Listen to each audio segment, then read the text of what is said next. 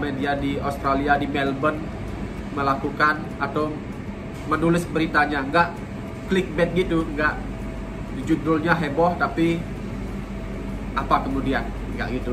Jadi langsung mereka mengarahkan ke link yang tersedia untuk mengakses bantuan uang tersebut.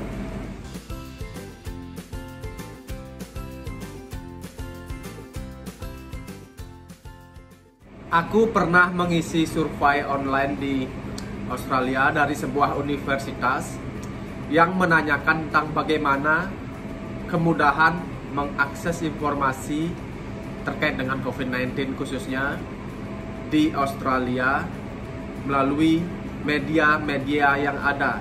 Misalkan media berita, kemudian dari translasinya bagaimana, translatornya atau terjemahannya apakah sudah tersedia juga dengan bahasa kita, apakah bahasa Inggris saja dan lain-lain. Aku menjawabnya sangat mudah diakses. Nah, itu juga yang mau aku share hari ini. Media di Australia ini sangat mudah diakses dan nyamannya juga. Apapun program terkait yang dilakukan pemerintah, jika diberitakan oleh media, aksesnya itu sangat gampang dan langsung mengarah ke sana. Sangat mudah dan juga praktis. Misalnya nih, ada satu contoh, kita di Melbourne sedang di lockdown dan akan dibuka untuk orang-orang yang sudah tervaksinasi. Maka kita disuruh untuk membuat digital sertifikat. Di media akan memberitakan tentang itu. Kemudian di sana langsung ada linknya di berita itu untuk bagaimana membuat digital sertifikat tersebut. Dan kemarin aku sudah lakukan. Memang benar-benar langsung ke bagaimana tata cara melakukannya dan langsung mendapatkannya online. Itu satu contoh. Kemudian ada lagi contoh yang lainnya, yaitu ketika misalkan kita review balik nih ke beberapa bulan yang lalu tentang ada bantuan nih dari pemerintah pusat untuk orang-orang yang kena lockdown. Pegawai-pegawai yang kena lockdown dapat mengakses uang $750 per satu minggu. Di berita itu muncul pemerintah memberikan bantuan $750 untuk satu minggu kepada karyawan yang kehilangan jam kerja lebih dari berapa jam ya? Lebih dari 20 jam itu misalkan, kalau nggak salah ingat. Maka di berita itu langsung ada tulisan click here untuk bagaimana mengakses bantuan dari pemerintah tersebut. Seperti itu media-media di Australia, di Melbourne melakukan atau menulis beritanya, nggak clickbait gitu, nggak judulnya heboh tapi apa kemudian, nggak gitu. Jadi langsung mereka mengarahkan ke link yang tersedia untuk mengakses bantuan uang tersebut.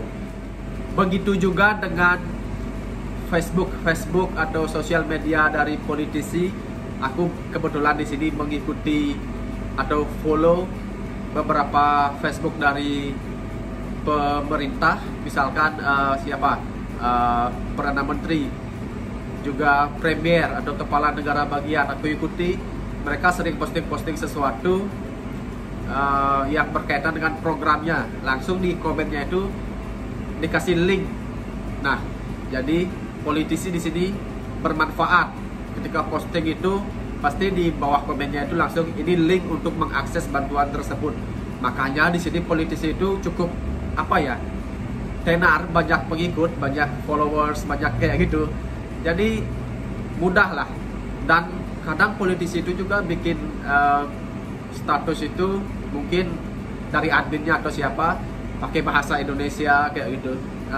Karena di sini kan multicultural orang-orang yang nggak cuma orang berbahasa Inggris saja seperti itu. Jadi mereka wajib mempunyai admin yang bisa bahasa dari negara-negara tertentu, dan juga tersedia layanan. Kalau kita tidak bisa berbahasa Inggris, ada juga dicantumkan di nomor telepon untuk meminta interpreter atau penerjemah. Nah, kenapa aku pengen share ini?